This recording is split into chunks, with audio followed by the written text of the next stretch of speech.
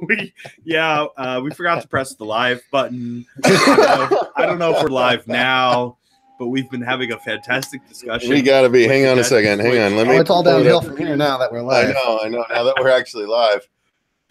Hold on. All right. Oh wait, I can check out Monday Mania Horror Hangout live. We gotta be. All right, cool. So, all right, the mics are coming through good. All right, fantastic. All right, now we'll be able to see the chitty chat. Chat. So, what were we saying, Dave? What were we talking about? We were talking about the fantastic ways that the Death Twitch and Confused Reviews are our friends. I'm pretty sure that's not the case, but okay, they are. So we're talking anyway. about YouTube in its initial stages. Well, and that's the thing. Like people recognized YouTube as this sort of like it was America's funniest home videos at first, where it was like all these people who didn't make it to television.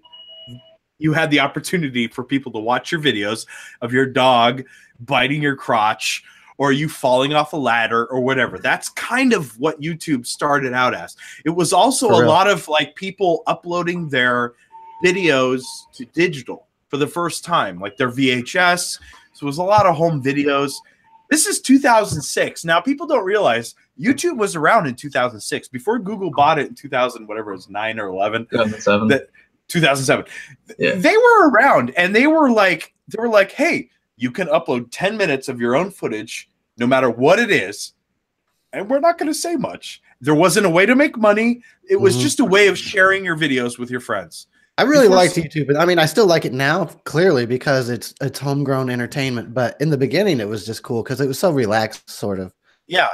And that's the thing. Like a lot of the early adopters of YouTube, the vlog that established an entire generation of millions and billions of views. Self-important youths.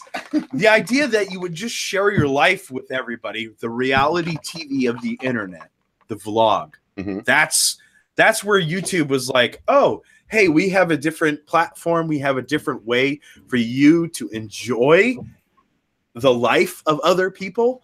And, and then it developed into a whole bunch of other stuff too. My first things that I ever saw on YouTube was the G.I. Joe parodies. Yeah. And see, Luke was 6 years old or 7 years old at the most. So like he gets to grow up in this world where public access doesn't require a $30,000 budget. Just to get on public access, you had to have a little bit of production value. And now you don't even need that because remember at the beginning of YouTube, there was this whole thing with the video response. So somebody would post a video. By the way, cheers. Jason is joining the chat, but he can't hear us yet. So can you hear me? Yeah, we can hear you. Can you hear us? Okay, there we go. I had to switch it over to I've never used this app before. Hey man, it's working. You look good. We got you. That's a fantastic collection in your background. Let me just say. Yeah. If you could only see Cecil's. All right, so I will get to introducing everybody in just a second, but go ahead and finish what you guys were saying. Anyway, my point being that like at the beginning, YouTube was like this wild west of like just post your videos. No one's really paying anything. No one's really paying attention. 10,000 views was huge. 10,000 to 50,000 views was a viral video back in the day. Fine.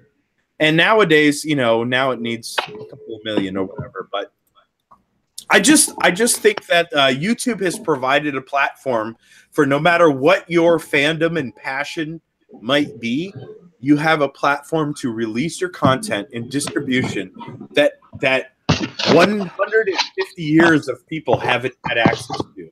And that's an amazing thing. I personally. Luke, are you fucking your microphone? What's going on? Ooh. I was trying to show you guys my collection, but Dave was too busy in his rant. Go ahead, show your collection. Dave is a hurricane of fun. Alright, hold on. Shit. I have to like move my fucking tree back. Oh, okay, I saw the Freddy movies. Not bad, but I'm gonna say on a scale of Cecil, pathetic. What's up? Oh, that's cool. Shit.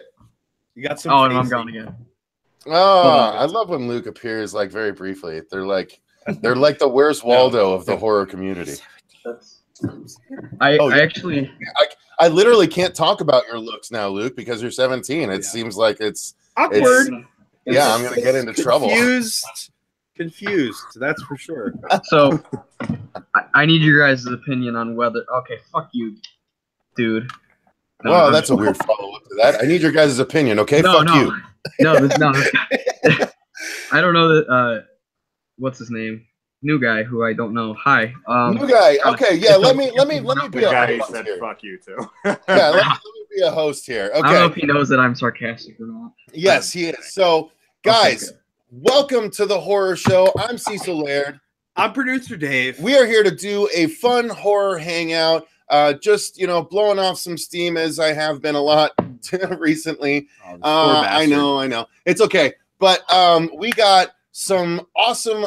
Once again, we've managed to put together a roster of other YouTube channels, mostly horror channels. But as a matter of fact, now we're branching out. So we've got Luke from Confused Reviews. Say hello to everyone, Luke.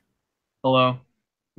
Perfect. He is the cartoon drawing because that is literally his forte. Welcome to Confused Reviews, where a cartoon drawing reviews movies. He's fantastic, by the way. If you haven't subscried to him. Yeah, you know what? While you guys very rarely gives the thumbs up. All right. Once everyone gets talking, I'm gonna go ahead and post links to all the channels in the description box. So I will do that. But next up, we have Jason from Sinister Cinema Reviews. Say hello to everyone, Jason. Hey guys. You gotta go check out this guy's channel. Yeah, you do. Sinister Cinema Reviews is a rapid up and comer, Luke. I enjoy his channel. You're over $1,000 right now, right, Sinister? About 1,600. Woo! Nice. And here's the thing: outside of us, I would say that you are the most consistently posting horror channel that I follow. Because you post tons of shit, and in fact, sometimes you're posting more episodes than us on a daily basis because you're just grinding series out left and right. Like, I don't know, so you are you independently wealthy or what's the deal? How are you managing to fucking take all the time to watch all these movies in such rapid succession? It's just something I've been doing for so long that it was just kind of like the obvious move at one point. The YouTube channel was something that I had thought about doing forever. And I was just like, whatever, I won't do it. And then I'm like, well, I watch like 2 or 3 movies a day. Wow. So I might as well do this anyways. That's impressive. So sometimes I'll post up to like 6 reviews a day, depending. I mean, it gets insane sometimes. But yeah, I try to keep it to 2 I throw out like 1 a month, Right now, it's like I'm doing 1 tonight because I'm catching up on a bunch of TV shows.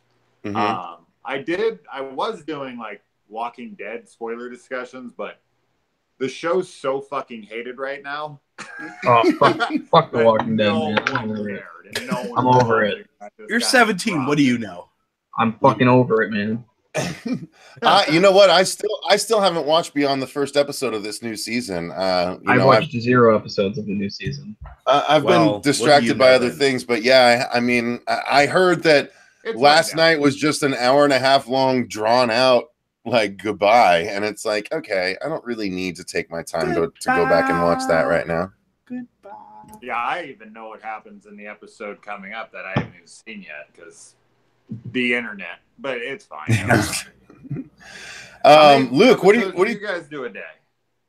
We put up 2 a day. Yeah, but we have enough to put up more than that because we have to basically pace ourselves. There's like 50 to 60 episodes that are always in queue. Yeah, we have about 50 or 60 kind of always in the hopper, ready to be released. And that goes towards what grew our channel to, I mean, we're not. A lot of it's trailer reactions, don't get us wrong.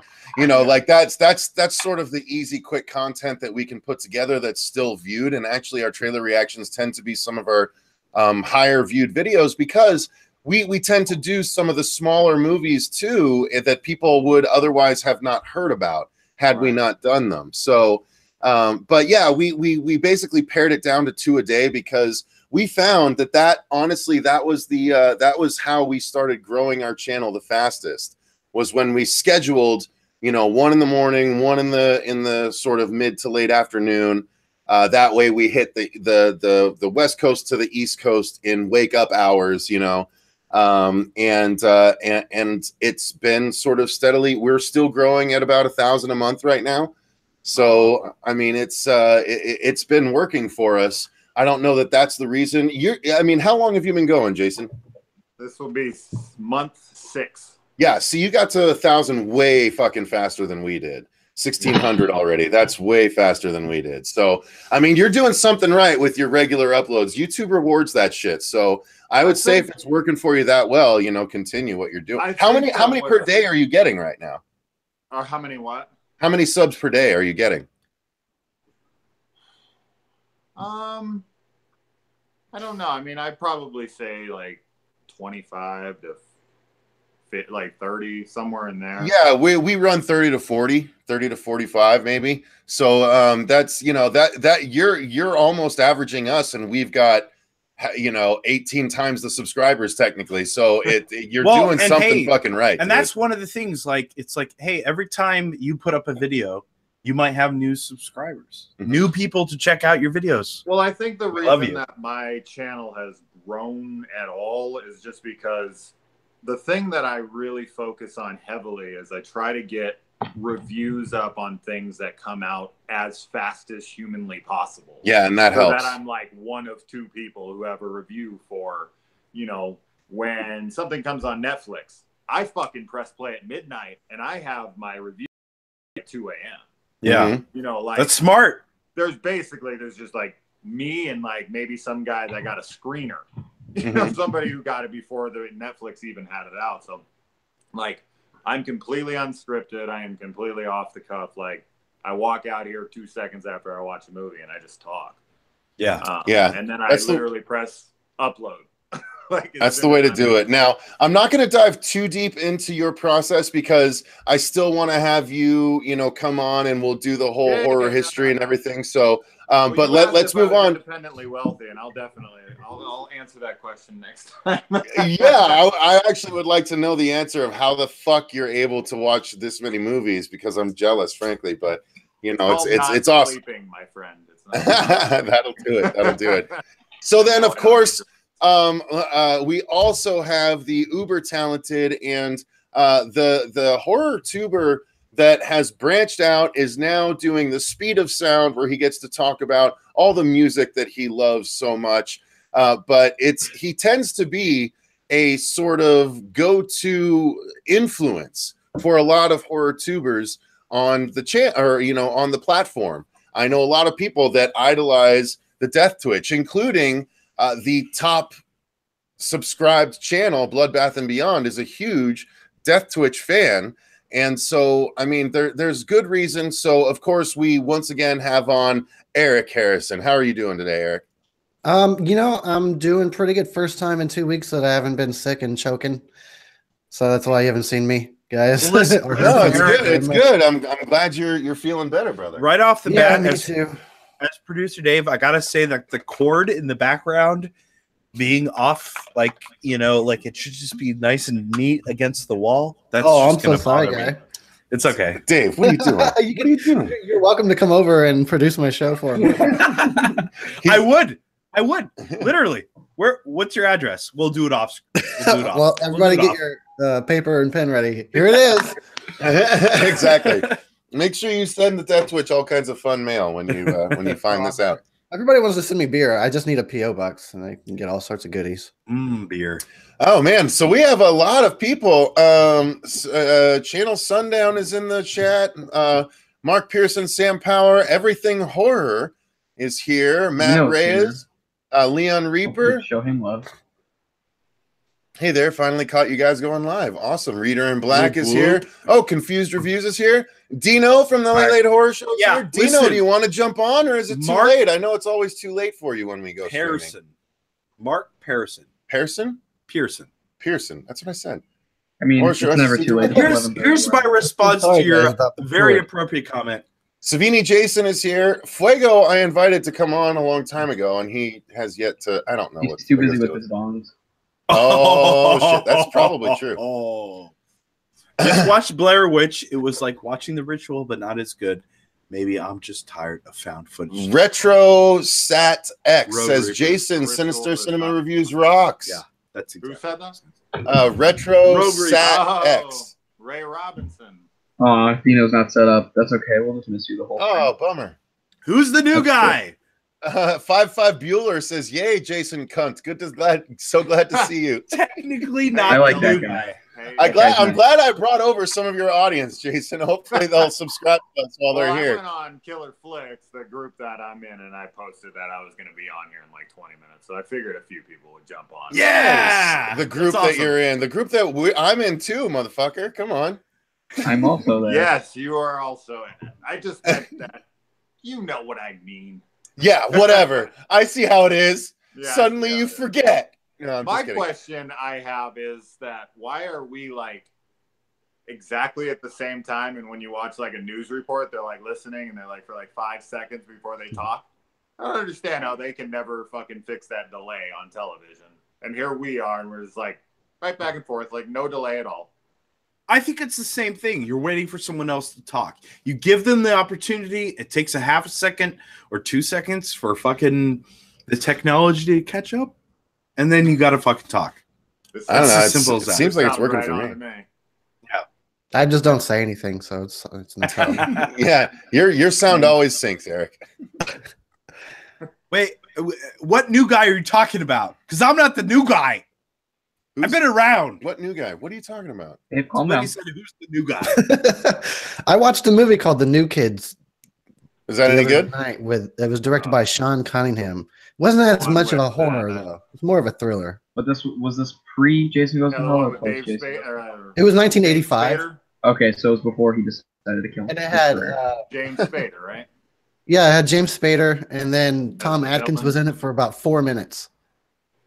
That's a cute one. They run like a little amusement park in town. Yeah. And kids come and fuck it The up. movie wasn't bad, but because it was about bullies, it just kind of gave me here back in the comments flashbacks there. of school.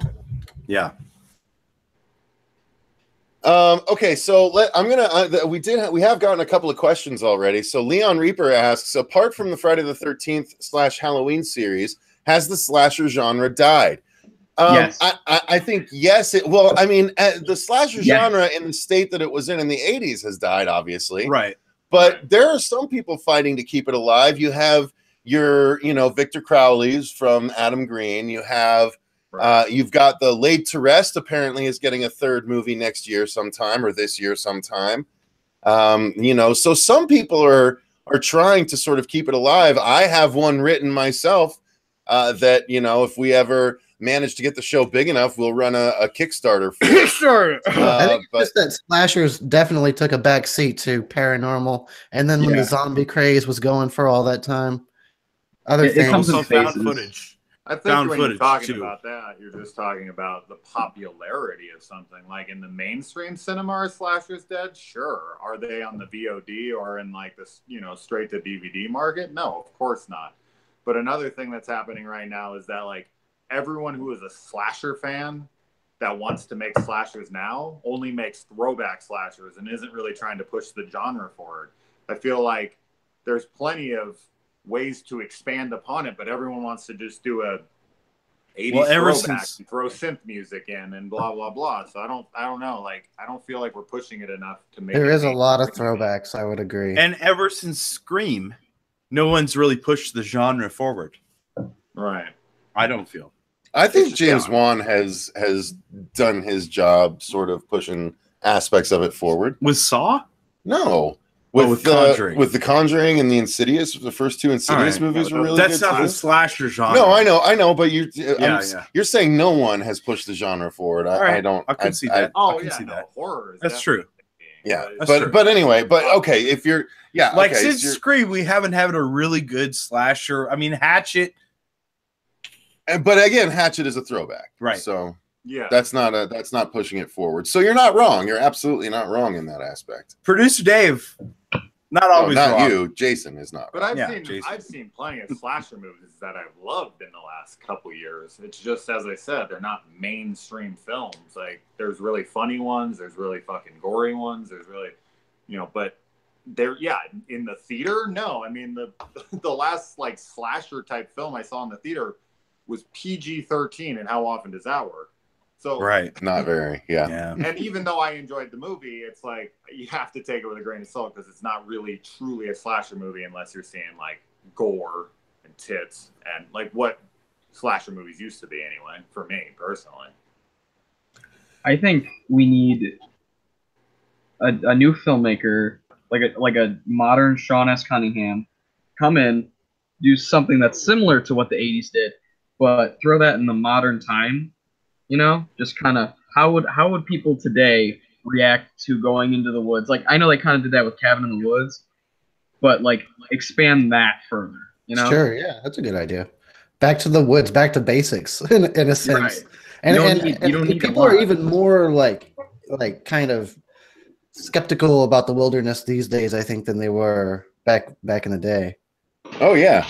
Well, everyone relies so heavily on their cell phones now that hey, you wanna turn the rest of the zoo down a little bit behind you there, Luke? Thank you. No, I forgot what I was saying. I was distracted. Well, what's scarier than your own fucking ineptitude when it comes to surviving? Right? Yeah, like much. when you're like, if you fucking strip away. Go ahead. Well, I was gonna say that everyone is so reliant on cell phones now that no one even bothers remembering like phone numbers anymore. Right. And so like little things like that. You lose your connection to the world, whether it be in the woods or the desert or the ocean, via that cell phone, like that needs to be played up. And while they have tried to play it up in the past, it's been more of a gimmick for the movie rather than, you know, I don't know. I just feel like that aspect, the disconnection, is always just sort of a symptom of their, you know, issues. Yeah. Rather than like a central focus of it. Like you could really play up the psychological aspects of being disconnected in a life-threatening situation. What are you doing? What is going on? I'm just fixing something. Why? What are you doing? That's what he does. He's producing. This mic isn't being. It's for the fans. No one is talking into the this fans. mic, though. Exactly. That's why it deserves to be out at the weird angle, and then people go, "Oh, I love." No, your ratings are going through the roof right now. I think that the cell Death phone Twitch. thing, I think Death Twitch. We should hang out. Quiet. Okay. Go ahead, Jason. Oh no, I was just saying. I think that the cell phone thing is another reason why people, you know, in addition to like doing throwbacks, they like going back to the 80s or the 70s so they don't have to fucking deal with it. Yeah, that's a good point. Nowadays for a horror movie, especially when it's like a home invasion or a slasher or anything like that, you do have to address computers and cell phones, and absolutely, it's really tough. And it's and without like going to the obvious one that everyone goes to, like, oh, like, do you have any bars? I don't have any bars. Do you have any bars? There's no signal around here. Like, that's so obvious. So I don't know. I hate that shit. It's kind of like, to me, it bothers me to the point like when I watch found footage and I'm like, they would have put the camera down by now. It's when they try to have the stupid excuse for the cell phone, but. Like, I don't want to kiss too much ass here, but I read Cecil's script and he does a pretty smart way of getting rid of the cell phone, I must say. Cecil, can you send me it? Yeah, I can send it to you. I'm having trouble with that in the script. I'm like, I don't want to like screw around with it. I want to have them actually use their phones to try to call for help. I'm like, how is this going to work out? Right. Yeah, I literally just had to think of a way. I was like, okay, I need to get rid of the cell phones, but I need to think of a smart way to do it. And I'm like, there's a perfectly logical reason why a group of kids going to try and make a documentary would get rid of their cell phones. You know, and I'm like, all right, let's fucking just do that. And so, yeah, it's I think that's what he's saying. No, I know. That's exactly what he's saying. It's like we have to write that into our fucking horror films. So that people understand, oh, those cell phones. No, for some reason. Yeah, no, I appreciat what you're saying, though, Eric. Thank you very much. No, yeah. So, Luke, I'll send it to you. Yeah, Jason, I wrote a slasher movie where I tried to sort of create my own slasher icon in the vein of It's sort of a cross between Jason and Saw. I always kind of, anyway, I like the idea of a not quiet slasher. My slasher is more of a freight train than anything else. So that's very what quiet I'm for. at the same time. Can be, yes. Very quiet. I wrote a sequel, a sister sequel to Halloween recently. My buddy and I are going to make it. It's a fan film. Oh, and cool. The thing, how I got rid of cell phones in that one was just that I have him come in the house and he's like, he wants to play Michael Myers with them. And it's kind of like a Halloween night prank kind of thing. And he's like, we need to take this back to 1978. So everyone cough up your cell phones. Like, we're going back in time. Mm-hmm. So everyone takes it and throws their cell phones in and they just kind of like pop them away. So that's how we get rid of the cell phones and that. So there's always a way that you can do it. You just gotta get clever with it and figure out a way. I don't like I got no signal or I dropped my you see it in everything. I mean, you saw it like even if you go all the way back to like Funny Games where he comes and he knocks the fucking phone in the water when he's there. Like there's a little ways to address it. And then as far as like the found footage thing you were saying earlier and like why wouldn't they put down the camera? There are other movies that are trying to address that now. Like you have Mockingbird where they're like you stop filming, you die. Like that's the fucking concept of the movie. And then you got another movie recently. Really? I haven't seen Mockingbird. Watching, or if you got there's plenty of other movies that are trying to address that thing. Like because you're not watching 2 movies a day. So I think that's just as writers of horror and whatnot, you gotta come up with new clever ways to be doing this for a reason. Like why would they continue to keep filming? I think we could flip it on its head, right? Everyone says, "Oh, we don't have cell phones," but the new generation is so needy on their phones. I think a slasher set somewhere, doesn't matter where, and they think, "Oh, we have our phones. We can use Google Maps. We can call people." Even when they have that access, they still die. I think. Right. I think we should show like how inept they are, regardless. I saw a movie recently. I'm trying to think of what the hell it was called. Circus Kane. Did you guys see that movie with the clown? He invites everyone to the house. I haven't seen that one. No. I would have avoided a clown movie.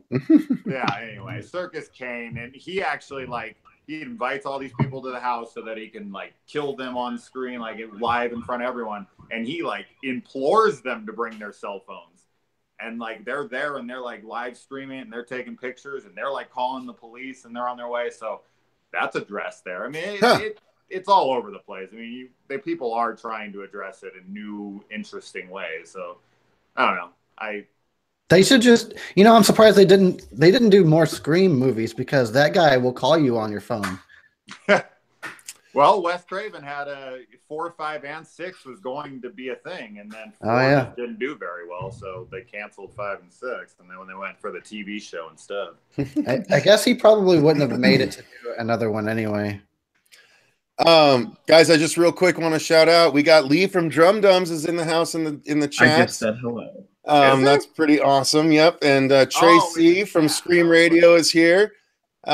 She joined us not too long ago. Lee was just on our episodes yesterday. Actually, we did an interview with him. I was watching videos because I didn't know he existed until yesterday, and he's badass, man. Yeah, he's really good. He's really good. And then our group, he's Lisa's. Everything horror is let's see, asks instead of someone with a cell phone, how about a homeless guy, girl? They have no phones. That's possible. Okay, let's see. There was another question. Will I Like It Reviews is here as well. So what's up, Will I Like It Reviews? Good to see you, buddy. Thank you for joining us. Channel Sundown had to go to work. But Cody has joined our little hangout. Cody Falk from the filmmaker behind the upcoming, now full-length fan feature Voorhees. What's up, Cody? How you doing tonight? I've been here for a few months. I've just been chilling. I didn't want to interrupt anybody, but I'm doing good, man. Hope everyone else is doing good. Yeah, no, I saw you there. I appreciate you hanging out. That's the sign of a good guest when they know to wait until they've had their introduction. So I appreciate that. Yeah, good form, sir. Good form. And I know that Oh no, we'll fill you in just a second. I'll let him fill you in. I just wanted to say that Genus XTV is probably creaming his shorts right now because for the last like 20 minutes he's been like, Voorhees news, Voorhees, we want Voorhees before you'd even jumped on. So you got a hell of a fan there that's all about it. So Cody, for those that are uninitiated, and I think Jason might be one of them. What is Voorhees and why should people be excited about it if you want to just give it a real brief overview? Yeah, man. Well, Voorhees started out as a Friday the 13th. It started off as a short film slash fan film, obviously, and we started this idea came about late last year. Yeah, we started a Kickstarter campaign. We were asking for about, I mean, it was like $3,000 at first, and then we ended up getting like 5,500. It was pretty cool. You know, we got some money and we kind of started production and things, and then we realized, you know, we had something special going on. And as Cecil, as you've seen, I think you can vouch for this. I think we had some really special and kick-ass sets. You've seen some of the photos. We kind of got really lucky on discovering like all these abandoned buildings and abandoned barns and like abandoned cabins in the middle of the woods here in Northern Virginia. And we just, you know, we had something special here, so we're like, well, let's turn this into a full-length film. We're like, well, obviously we're gonna need some more money to do that. So we started a second Kickstarter campaign, asking for $8,000. And the campaign just ended about 2-3 weeks ago, and we ended up getting like $13,786. So we like crushed the second. And then people have just been foaming out of the mouth. I mean, Cecil, you had me on the show a few times, and I mean, the fans for Voorhees have just been supportive. I mean, I did an interview with Tom Creedley from Part 6 last week. He contacted me and was like, "Yo, I want you to come out to Vegas and work on a project." Like, I mean, I just never thought that doing a fan film that I would have the privilege to be like talking to people who were in the Friday the 13th films, you know, and just like, so just seeing all the hype and just the support from fans has been, I mean, we're extremely grateful, man. And filming's going well, and you know, we're excited to release this bad boy. Yeah, we're sure shit excited to see it. You did release a trailer not too long ago to kind of celebrate the successful Kickstarter. Am I right? Yeah, it was like a little. That was when we hit $10,000. We were like 10,000, and like that was kick ass to us. And then like not knowing that we were gonna get like another $4,000 right after that. So we just released that to get just to show, like, you know, just show some thank you for the support, and they got a kick out of that as well.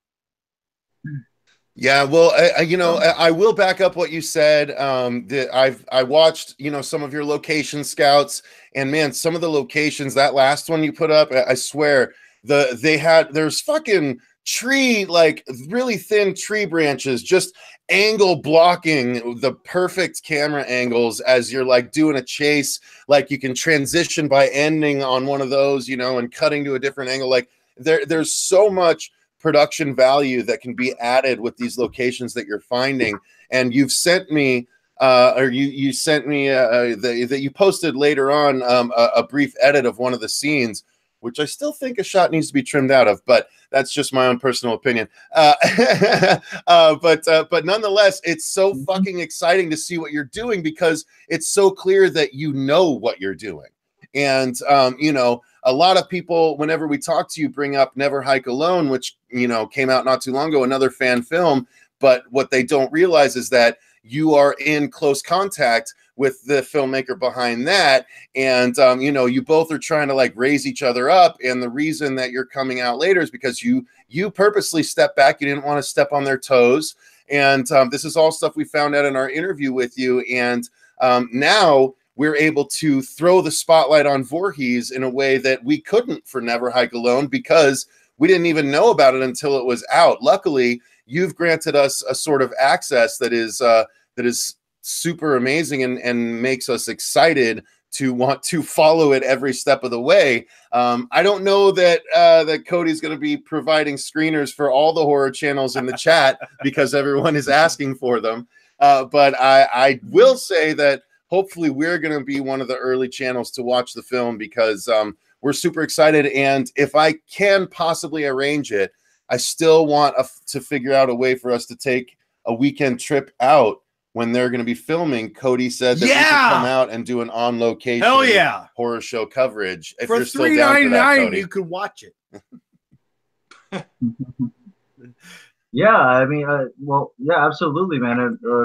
For one, thank you for those kind words. Really means a lot. And yeah, I mean, that's one thing that I thought was really cool that I wanted to leave open for the fans, because what I can do to show my love back. Like recently, fans have been asking us to go to horror conventions to meet us, and I was like, you know what, that's actually a kick-ass idea, because that gives me an opportunity. They want us to go there just to meet us and thank them, but really what I want to thank them for giving this opportunity. And I just my thing behind this is them all day long and just, you know, talk to them on the phone and say thank you. But to me, it's a lot more intimate together in this horror convention, surrounded by Friday fans, just horror fans, just to get a chance to thank them in person. Just go so far. This is the kind of guy that I am. Really cool. Yeah. You know, if I could just buy these guys a beer or something, you know, and just hang out, like that's just cool to me. You know what I mean? Yeah, absolutely. Cody, if you don't mind my saying so, you're gonna need to send me your address because we need to send you a new microphone, brother. You're chiming in and out here and again. So we gotta get you set up with something, brother. We need everyone to hear those golden pipes. Sorry, yeah. Oh, you're good. You're good. I just let's talk afterwards, and I'll see what we can do. But yeah, so guys, I think let's just jump into a general horror discussion. If there's any comments, we've got the comments pulled up. We've got people talking amongst themselves. Everyone's talking to the Drum Dumbs, Lee, of course. The horror show community. Yeah, we appreciate everyone, you know, coming in and talking. So let's talk some horror now. Obviously we've been talking, but let's jump back into it. Eric, is there anything that's been on your particular mind recently, horror, or are you just kind of so focused on the music scene that you're just kind of going with the flow as far as horror goes?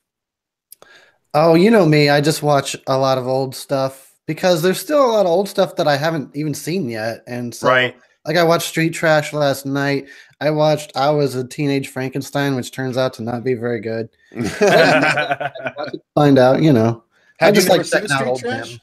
And a lot of them are lemons, unfortunately. But that goes with also when I watch newer horror, I still think I get a lot of lemons and then some gems. Are there any of the older ones that you have on the docket that you're genuinely excited for or worried about? What do you mean? I mean, are there any of those older ones that you haven't seen that you have on a list that you need to watch that you're excited about? Yeah, I really want to see Torso and Night School, and I just can't find any screeners or anything I can just watch. Huh. Even torrents? Yeah, I guess I could. I haven't thought about that. You know what I did get, though, just as something to watch? I have the Simpsons Treehouse of Horror episodes. Nice. And I can just lay back and go to sleep while watching one of those. Heck yeah. That's a good way to do it. I'm still into the kind of oh yeah, I've been watching Tales from the Crypt from the beginning, and fucking Scooby-Doo and the Addams Family. Classics. Well, have you seen the trailer? Because here's the thing: the only upcoming movie that I think might maybe interest you is A Quiet Place. Have you heard about A Quiet Place at all yet? Oh man, I just hear the names of titles sometimes. I've heard that one once or twice. So that one is it stars Emily Blunt and I believe and John Krasinski from The Office, and he's actually directing it as well. I'm not sure if he wrote it, but it basically takes place in a world where creatures of some kind have invaded, and the only way to not get attacked by them is to stay completely quiet. So the whole trailer is like completely silent, and you just see that like everyone walks without shoes, and they have all this sand laid down in the woods in order to not break twigs and things like that. And if anyone makes noise, then something comes to try and kill. I could potentially really be into that. I hope they don't ruin it with a loud score and unnecessary music. I'm sure they won't. No, they won't. It's a cool idea, but yeah, it would be. But you never know. Sometimes the score really gets on my nerves where I'm just thinking, man, it'd be so much better if it was just quiet and ambient right now. I have complete faith in Jim Halpert. Absolutely. I haven't seen anything about it, but it sounds interesting. You should check out they've put out a couple of trailers. Definitely worth checking out a trailer to see if you're into it, dude. It's not really horror, but did anybody else watch A Ghost Story? Because that was a very quiet movie. Fuego loved it, but no, we did a trailer reaction and we were all into it. It just definitely looked more drama than horror. Oh, it's not horror at all, but yeah, it was interesting. It was a very quiet movie though, with just long periods of people just hanging out, and you really feel like you're there, or you get bored. It's like one of those kinds of movies. Fair enough. Jason, what did you say? You had an opinion on that? What do you think of The Quiet Place coming up? I think it looks great, but I think like my initial thought when I was watching the trailer was like, why didn't these guys find like a music recording studio and live in soundproofing rooms? Yeah, like they're sitting there and they're like playing fucking Monopoly with like clock dice and whatnot. Yeah. Go find a soundproof room. Maybe this is just they're in a small town. They might not be in a place. No, I get it. Like when I do my reviews, I always talk about like I do my positives and I do my negatives, and I have to break apart stupid shit that's like you're gonna instantly let these things. But I think the difference between myself personally, I'm not trying to like fucking pat myself on the back or anything, but there's a lot of things that like even though I see them as plot holes or stupid things, I'm not gonna let them ruin the film for me. Mm-hmm. Like I think so many people are so quick to be like, well, that doesn't make any sense, so I fucking hate the entire movie. And it's like, that's one little thing you found wrong with it. Like, calm down a little bit. So even though I see that kind of stuff and I'm like, there's ways they could have kept a little more quiet, but who cares? Like, I'm sure the movie's going to be totally good. So I wouldn't let that ruin my experience. But yeah, it was literally the first thing that popped in my head. I was like, why don't they soundproof a room and have fun? Yeah, that's true. It seems like a simple answer, but maybe there's not a lot of insulation available freely. Right. Yeah. The Count Jacula show has joined the comments. What's up? That's awesome. I like the Count Jacula show. That's cool. I feel like they should do that movie where the people do it right and then nothing happens because they don't attract the monsters because it's just like they're just happy and hanging out. I would agree. But the monsters are out there. Yeah. Nothing happens. Exactly. It comes at night. Oh God. It comes at night. That's what that was. Fucking nothing did happen in that stupid movie. Yeah. Boring. To show up and it never did. It doesn't come at night is the subtitle. It sort of doesn't ever really. There was a silent doesn't in that title. It's a really disappointing. They come disappointing. Okay. I know a lot of people love that movie. That's awesome. What if somebody in A Quiet Place farts? Asks the Count Jacula show. Well, farting equals death. So apparently you learn how to survive. All right, let's see. Hey kids, it's producer Dave from Genus is trying to pimp himself out in the comments. All right. A smelly place. Okay. Great question. All right, let's see. If a tree falls and nobody is around, does it make a noise?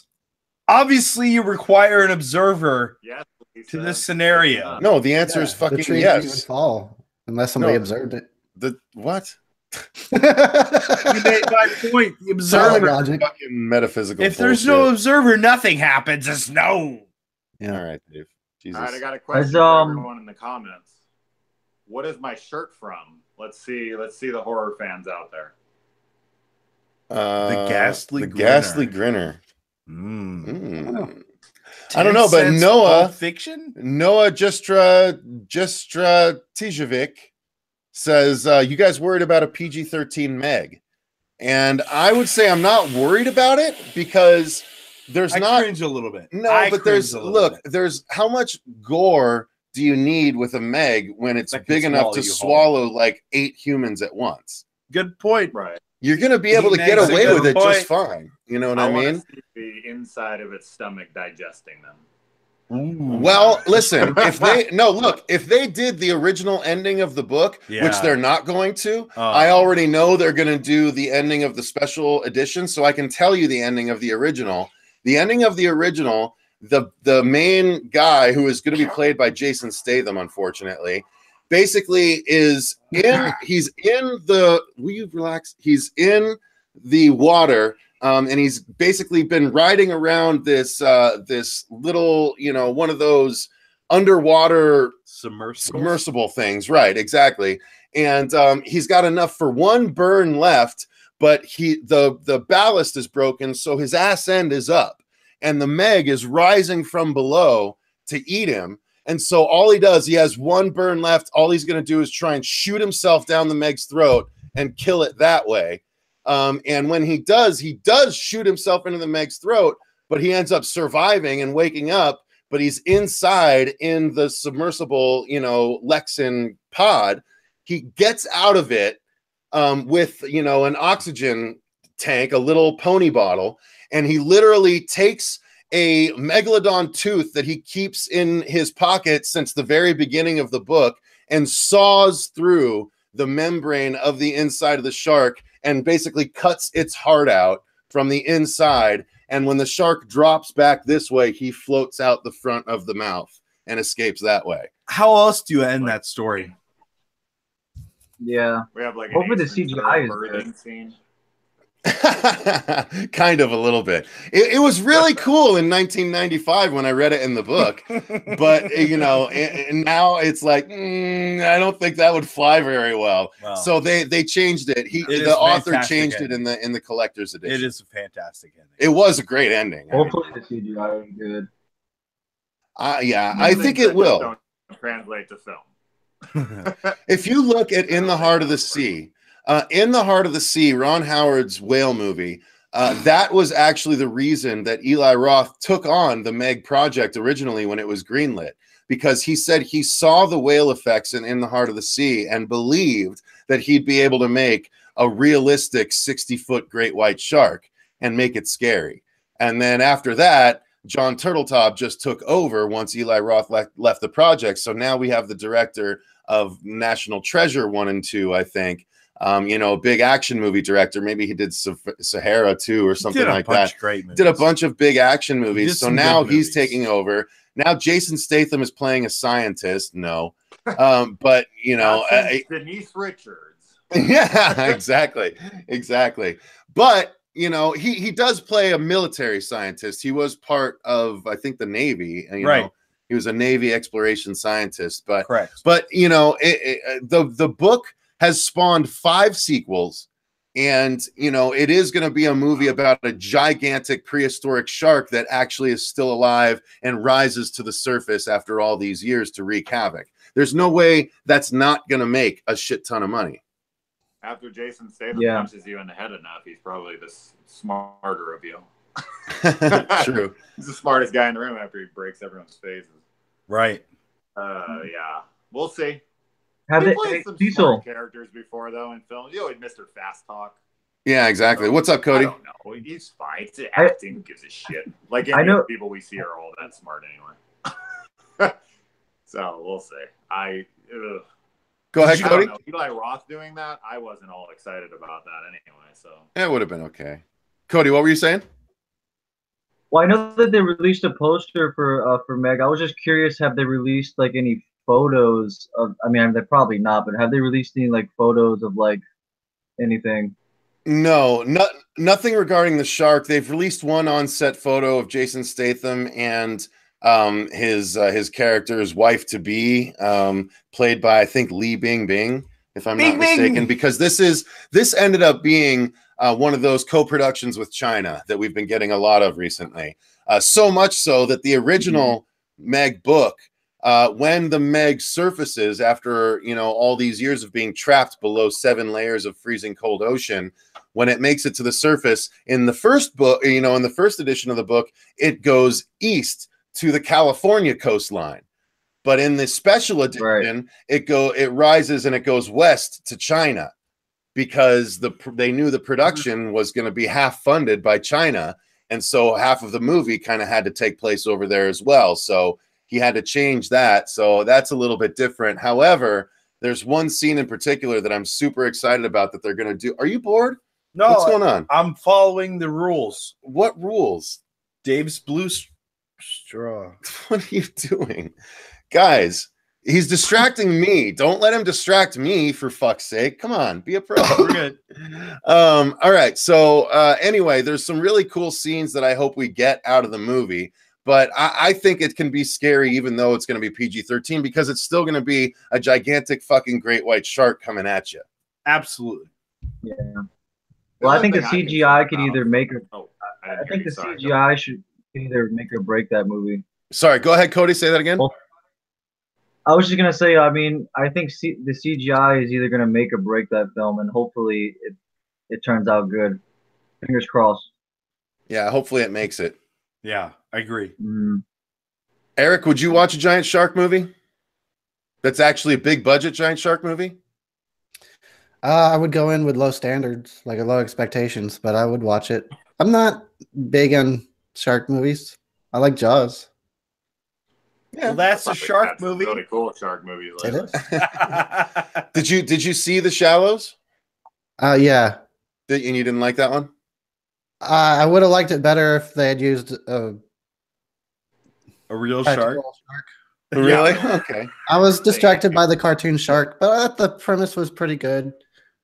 The cinematography is amazing. You can't get that wrong. I mean, that was a beautiful movie to watch, and it had definitely a beautiful subject. But yeah, I mean, I see what you're saying, but the shark still got the shit out of me, man. Up until like the very last shot, the shark got me. Yeah. Yeah, and there's like cool shark movies lately. Not Deep Blue Sea 2 though. No, Deep Blue Sea 2 looks fucking terrible. Yeah. Yeah. Well, that's because Samuel Jackson is dead. 47 meters down was not very good. They'll bring his twin brother in for Deep Blue Sea 2.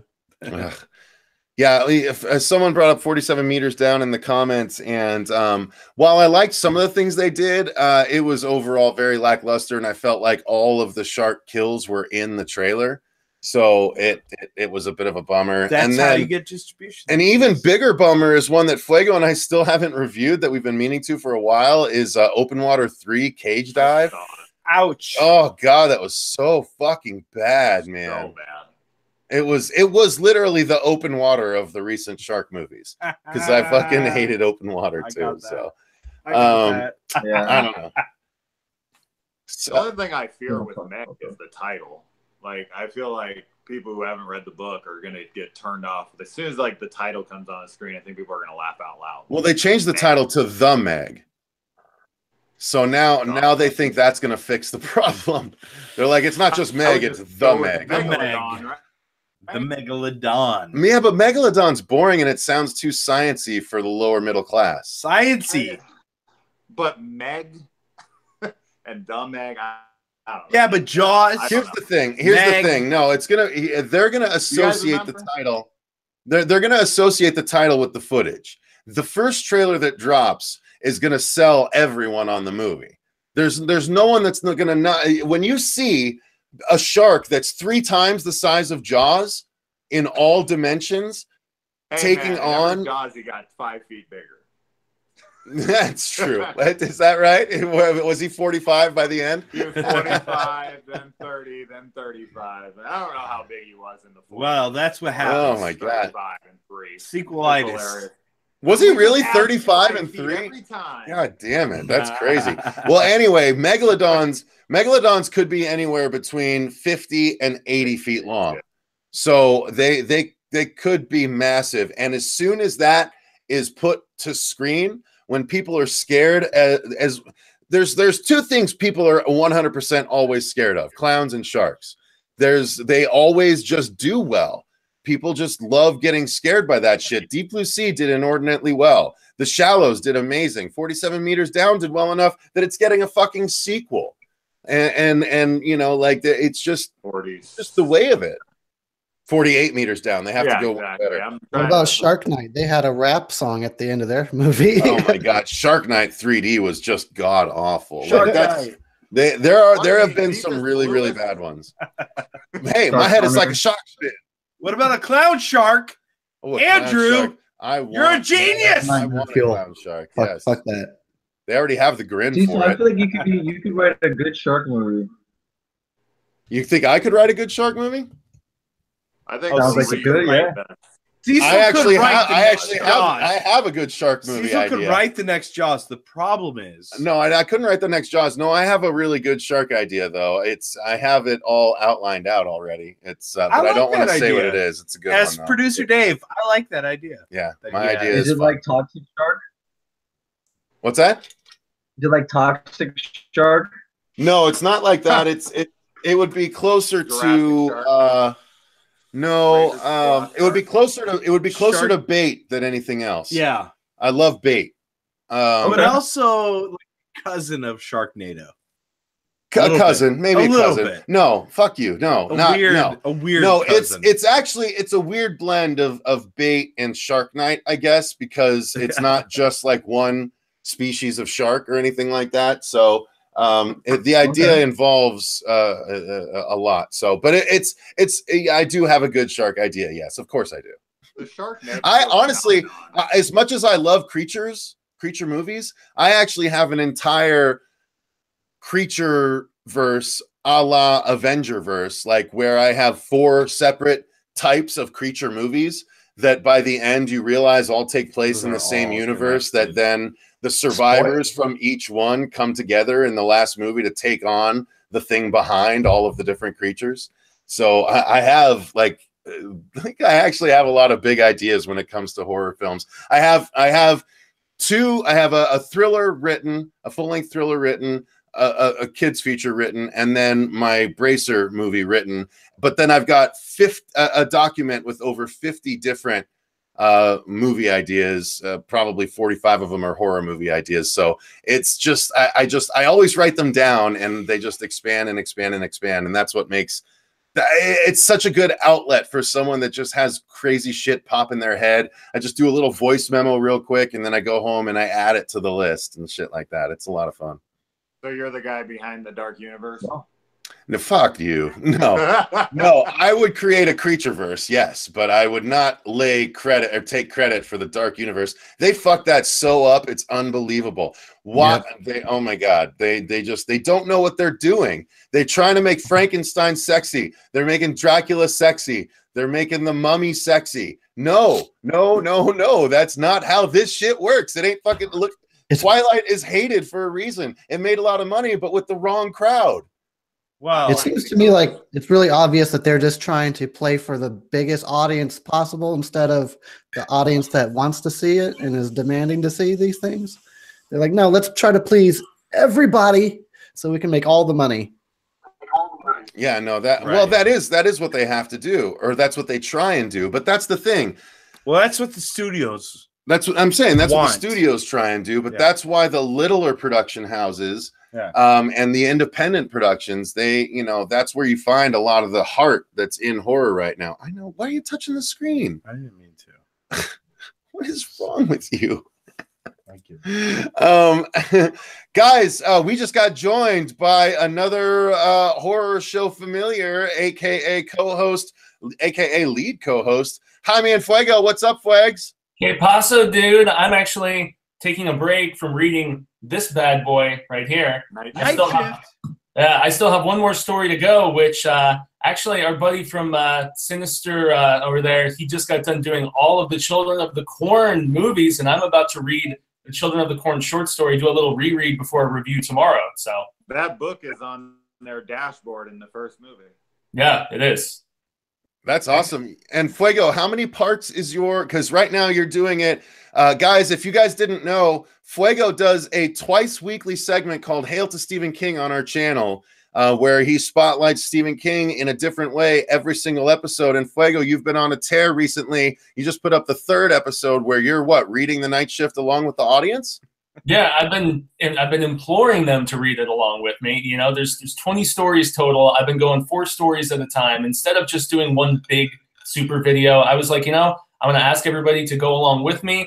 There's been a few, and we've been in correspondence on social media and stuff, but tomorrow is going to be the 4th segment, and then the final one is on Saturday, and that's because Night Shift in February is celebrating its 40th anniversary, man, which is pretty dope. So it's got some of King's biggest stories. It has The Mangler, obviously. The Mangler. Yeah, it's got the aforementioned Children of the Corn. It has Jerusalem's Lot, which is kind of a prequel to Salem's Lot, and then it has One for the Road, which is kind of a epilogue to Salem's Lot. It also has Sometimes They Come Back. It has Trucks that they made in the Maximum Overdrive, and lots of other stories that have not been adapted. So I love the hell out of this collection. It's when King was young and passionate, and most of them were published before he became big, and then they were collected for this. So I recommend the hell out of Night Shift. It's awesome. Cocaine! Yes! Well. What's that, man? I said they actually made a Trucks as well.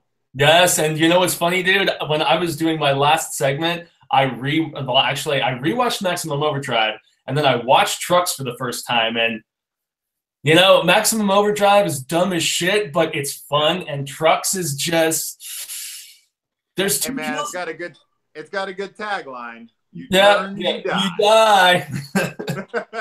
But dude, I have to say, there's 2 kills in particular in that movie where I was like, this is a PG-13 film where the mailman gets killed, and then the scene where the bodysuit inflates itself and takes an axe to those 2 guys, and we're talking gore that does not look PG-13. I mean, axes to the neck and chest and all that shit, and kind of crazy.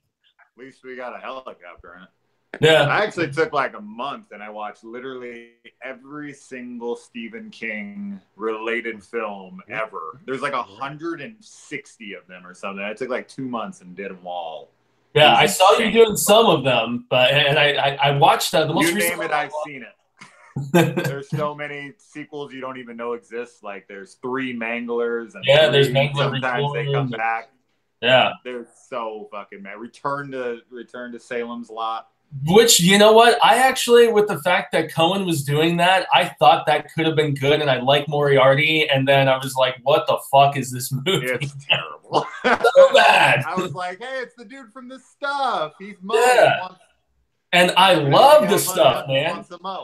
Yeah, why do they call me Mo? Because every time I get money, I always want Mo. Yeah. We have to keep the world safe for ice cream, god damn it. Come on. Yeah, that movie's great, but I've been thinking about doing a video for Hail to Stephen King, basically called the sequels we didn't need, or the like reboots. I want to be on that show. Yeah, since I've seen them all. There were so many. Whereas I've read every Stephen King book, man. I have not watched every Stephen King offshoot. I have not watched all the Children of the Corns. I have. I haven't watched the one coming out on March 13th, a new one. And dude, I had hopes for it. A funny piece of trivia here is that the original Stephen King novella for Children of the Corn is only 8 pages long, and we are currently on our 10th film. No, it's like 20-something. It's and the one I have is only 8 pages. Maybe it's condensed, because I'm looking right here. I want to say it's around 20 pages. Oh, yeah, the one I have, I counted it out because I was laughing. I was like, there's more movies than there are pages of source material. Mm. Yeah, it's... Those movies are fucking awful too, though. They are. They're like that pound. Like, I don't know. I think the Children of the Corn series and rivals the Puppet Master series for most terrible movies in a given horror series. Like, I think there are just so many bad Children of the Corn movies. I'd be hard pressed to really think of one that I enjoy outside of 3, believe it or not. I actually really like Urban Horror. I really like 4 and 3. See, I haven't rewatched 4 yet. We've been trying to go through them. We got through 3 and then we stopped. I dug 4. There's a really young Charlize Theron in it for like a second, and then Naomi Watts is gorgeous in it. But it's actually pretty good. I was surprised when I went back to watch it. I thought with 4 was where it started to tip into the shit, but it was 5 and 6 and 7 and 8. Oh my fucking God. Honestly, I gotta say though, and I watched your review most recently of the remake because I think the remake is pretty damn good. You know, I agree the acting is here and there with the girl from Battlestar, but the fact that they went for the original ending of the short story was what I like the ending better. You know, the ending is what happened in the story. They get killed, you know? I mean, all right, Rubber Soul, I'm going to disagree. He says Tremors is just as bad. I disagree. I think pound for pound, no, I'm saying there are more. No, listen. Tell me there aren't more enjoyable Tremors movies, ratio-wise, to not enjoyable Tremors movies than there are enjoyable Children of the Corn movies to not enjoyable Children of the Corn movies, or enjoyable Puppet Master movies to not enjoyable Puppet Master movies. There's like 100. What? Every Puppet Master has sucked since number 5. I'm sorry. Yeah, I know the series. The series is not so great, but I still like Tremors 1, 2, 4, and 5. So, you know, I can't. I gotta say, I like all of those movies. If there's only one that I don't like, and the series, then that's, you know, that's fine. That's fine with me. Yeah, I'll take that over only liking 1 or 2 out of 10 fucking Children of the Corn movies. No, the 1 worst, or 2 the worst out of series. 10 Puppet Master movies. The worst series of all time to me is Amityville. I'm sorry. Same thing. But I think they have more Amityville. Unless you're going to count Witchcraft. Witchcraft has 16 entries, and they all look like dog shit. So, jeez. I'm glad I didn't pay attention. I never watched the Witchcraft movies. I know I saw them because they were next to Witchboard when I was going to TV or to video stores growing up. I watched the Witchboard movies. I did not watch the Witchcraft movies. Witchboard has 3 movies and 1 spin-off. There was a spin-off? Ooh, I didn't know that. Yeah, Witch Trap. Oh yeah, Witch Trap from the first Witchboard. Oh wow! See that's a series that did not. I don't think all of them made it to DVD. Just like I think there's one Amityville missing from DVDs also. Yeah. Like it's fucking crazy. Some of the Gate 2 I could never find on DVD either. Like you could find like a $45 bootleg DVD of the Gate 2, but that's it. The Gate 2 is about to hit Blu-ray, or maybe it just did, or something like that. Oh really? Okay, finally. Gate's getting one from Vestron, right? And then Gate 2, really? I didn't hear about that. I know Gate 1's getting Vestron release.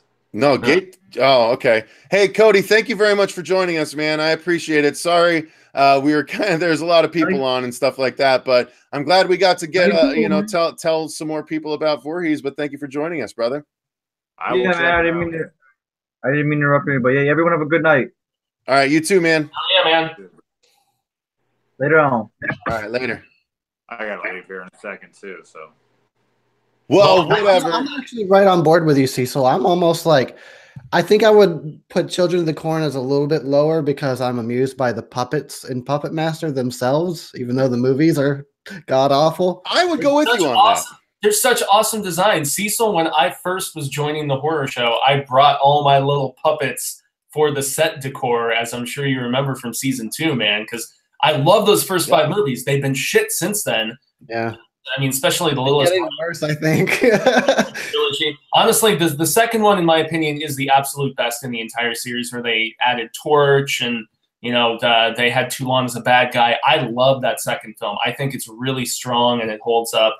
I'm really curious, what do you guys think about the Bone Tomahawk director doing this new Puppet Master movie that's kind of outside of the Full Moon spectrum? Well, how many new Puppet Master movies are being made? There's more than one, right? Yeah, there's one being made outside of Full Moon. It's called The Littlest Reich, and directed by S. Craig Zahler, the director of Brawl and Cell Block 99 and Bone Tomahawk. What? I'm actually really excited about this movie, and it's. I love that Jason's like, what? It's supposed to be more on the meta side. It takes place at a comic convention. And it's where people have somehow brought the actual dolls to a convention, and they terrorize a convention. Well, that's what I've wanted to see for a long time. Is this really the same movie? It's its own thing, and it's in post production right now. We've been. I've seen some making of. They showed the puppets, which they've altered, or at least they've showed altered versions. There might be the originals. No, that's the remake you're looking at, Eric. Yeah, that's for the remake. Okay, that's why I asked. There was more than one Puppet Master movie being made right now. Well, yeah, they just put out that shitty new one from Full Moon, which was I think the third in the Axis of Evil trilogy, which was just garbage. Bullshit. Yeah, so bad. But then this is something totally different that's being made by a separate production company. I don't know if they just acquired the license or what, but I love Bone Tomahawk. I felt Brawl in Cell Block 99 was awesome, well, despite the ending, which, while it was befitting, it was some really poor practical, in my opinion, when he got killed there at the end. So, yeah. Oh, God, the last shot of the movie ruined the whole fucking movie. I know. That was such a bad choice. That movie was awesome. One of the best Vince Vaughn performances I have ever seen. The movie was okay. The last shot was horrible. But anyway. What's with the knife? Sorry, I just can't help but play with the knife. Keeping you in line. I get all ICP on us. I stab people. So Fuego, I was gonna let you know, because I've been talking to Jason a little bit in the messenger, that I want to have him on like we had Leon yesterday. I also want to have Cody Leach on like we had Leon yesterday. I want to get the majority of the Killer Flicks crew on here, but you've been talking about Sinister on forever though. I know we've been talking about having Sinister on since even before the Killer Flicks madness. So Lewis is here, guys. Lewis has not been feeling super good, so he's saying hi. But yeah, so I'm excited to have you on, Sinister, and I'm trying to convince him to actually drive up from the Tucson, so we could have him join in on like. He's in like Sedona, if I remember. Oh, is it Sedona? Is that right? Sedona, yeah. Oh, okay. See, I remember. Fuego's got a better memory than me, so what can I say? Forgive me. But that's even better. That's only an hour and a half away. So, well, technically, probably 2 hours. I was about to say that. 2 seconds. But nonetheless, it would be fun, because then you could join us for like all the episodes that day rather than just the one. But either way, we'll be happy to have you on, sir, and hopefully have you on more regular in the future. So, what are your thoughts on the Mimic series? Yeah, people keep asking, what are our thoughts on the Mimic series? Mimic 1 is fucking amazing. I really like the Mimic movies. Come on, dude. Yeah, I really like the Mimic series. Yeah, all three are enjoyable. Giant fucking cockroaches really creep me out, though. Yeah. So. Yeah. Yeah. I dug all three. Andrew says, put the knife down. Ian Repash is here. Yo-Yo Horror Show. Channel Sundown is back. What's up? Good to see. Let's see. I don't know why Sinister Cinema wasn't involved in the Creepy Channel crawl, but I've been a fan of you all. This is enjoyable. Or this is incredible. Enjoyable. That's Jeff Floyd. Yeah, I didn't know why you weren't a part of the Creepy Channel crawl, bro. You were bigger than a lot of the people involved, too. And way more interesting. I don't know what that is. You don't even know what the Creepy Channel crawl is? Dude, we got to link you up with the Horror Addicts. The Horror Addicts are the ones that put together the crawl. It looks like it's going to be an annual event where it was 24 hours, 24 different horror channels hosting a 1 hour live stream. And people would basically, it was the Creepy Channel crawl because it was a pub crawl where all the viewers would crawl from channel to channel throughout the 24 hours. And we just kind of passed the baton, so to speak. It was a fun time. It was, yeah. And we had our own hour, and then we guested on 3 of the other hours. So it was a busy night for us. But it was a hell of a lot of fun. So yeah, I was surprised to not see you on there. We'll have to make sure that you're a part of it next year. Hey, Fuego, what's my shirt, man? Someone's gonna get this before I get off of here. Anybody? I swear it's ringing a bell to me, but I just can't think of it off the top of my head. If only I saw more than just the okay. Oh, hang on. You got to make some noise while you're standing up. Yeah, I was gonna say I'm seeing it in like the tiny little. Oh, dude, is it like makes something when you? Yeah, it makes you big screen when you talk. Yeah. Okay. I don't know how this shit works. Nobody. You'll laugh, you'll cry, you'll die. TV show from the 90s. God damn it. Honestly, if it's Are You Afraid of the Dark? I never watched Are You Afraid of the Dark, and that's what it looks like. It looks like that clown guy. Yeah, I don't know. Oh, if Marsha was here, she would have gotten that right off the fucking bat. Marsha loves Are You Afraid of the Dark so much that she started a podcast herself called The Latchkey Kids, where she was going over Are You Afraid of the Dark, Highlander, and a couple of other things as well. But yeah, she loves that shit. So, but hey, Fuego nailed it. So there you go. Yeah, I've seen the guy so many times in photos and stuff, but I watched like Erie, Indiana. I watched Goosebumps. I watched Tales from the Crypt and Twilight Zone and stuff like that when I was a kid. But I didn't have cable as a kid, so I never got to discover Are You Afraid of the Dark? And I haven't. You have electricity? Now I do. I mean, being a Nickelodeon show, as I got older, I was like, do I really need to watch that? It's Nickelodeon. I never watched any of their shit because I didn't have cable until I was 16, and by then everything Nickelodeon didn't seem as important to me. So we're about perhaps it is, is. though, right? What's that? We're about the same age, right? How old are you? Mid-30s, 34. Okay, I'm 35, so yeah. Yeah, well, I'm about to be 35. So, oh man, everybody knows my secrets. Oh my god. I'm gonna use it against you somehow. As you should, sir. Rogue Reaper asks, quick quiz, everyone. Which one are you more excited for? The new Halloween movie or the new Meg movie? And I'll say, for me, it's Meg. I guarantee for Eric and Sinister, it's Halloween. For Fuego, Halloween for me. Yeah, don't speak for me. I just am guessing too. I'm guessing. Luke, I didn't know. But Yeah. go ahead, Eric. What do you think, Eric? What are you excited for? Oh, I don't care about either. But if they happen to be good movies, I'll enjoy them when I watch them. But right now, I'm not looking forward to either one. Yeah. I'm honestly more excited for A Quiet Place, personally. That's fair. And it got quiet after I said that, so there you go. Luke, what about you? I don't give a shit about killer shark movies. Sorry, Brian. That's all you need to say is I don't give a shit. I know I probably just fucking ruined his life, but Halloween. All right. But now, what if A Quiet Dong was on the list, Luke? Would that that's obviously. Why? Why do obviously you have be to at the bring top. dongs into it? You're the culprit. Dawn of the Dead is going to be the best film of the year.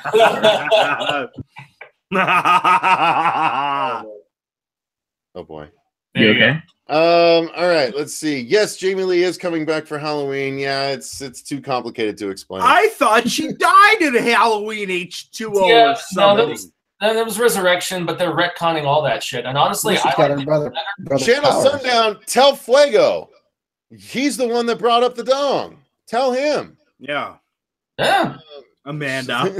I'm tired of the dong stuff too, but here we go. Come on, it's fun. No, it's not. Yes, it is. It's stupid after two a little bit of fucking full episodes. No, but did you guys hear they announced the title of the new one? Oh yeah. It's Halloween: The Return of the Dawn. I'm sorry. Come on, you couldn't have done better than that.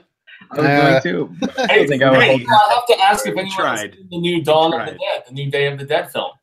I'm not sure if I saw Sinister put up a review for it already. Have you guys seen that new remake up? I think he's gone already. Dang it. I was going to see if anybody had seen the Day of the Dead, the remake that they just put up, but because I know it was released in the last week or two. So, and I think he put up a review of it, but oh well. I'll have to go consult his channel then. No, Kevin Smith did not die. He didn't die. He had a heart attack. Okay. Don't fucking do that to me, you son of a bitch. Yeah, much love to Kevin Smith, man. Seriously, yeah. That was the first thing I woke up to and saw on my Twitter, because everyone has their favorite social media that they check when they wake up. I always check my Twitter, and it was the trending thing, and I was relieved, even though I can't say I've loved a lot of his recent output. I love Fat Man on Batman. Those first 5 films of his hold a very special place in my heart. The whole View Askew universe and stuff, and so. Yeah, my heart went out, man, seeing that photo, that close-up of him lying down in the hospital. I teared up, dude. I really, really did. And it was the first thing Luis said to me when he came into work today, Cecil. He was like, "Did you hear?" And I was like, "Well, of course I heard." It's like the first thing I flipping saw when I woke up. So yeah, exactly. Yeah. Oh, Adam, you're so funny. Well, his career died long ago. Oh, man, you really know how to fucking stab a guy in the back. That's so fucking funny. Yeah. Yeah, kick a guy when he just had a heart attack. That's awesome. You look like a real big man.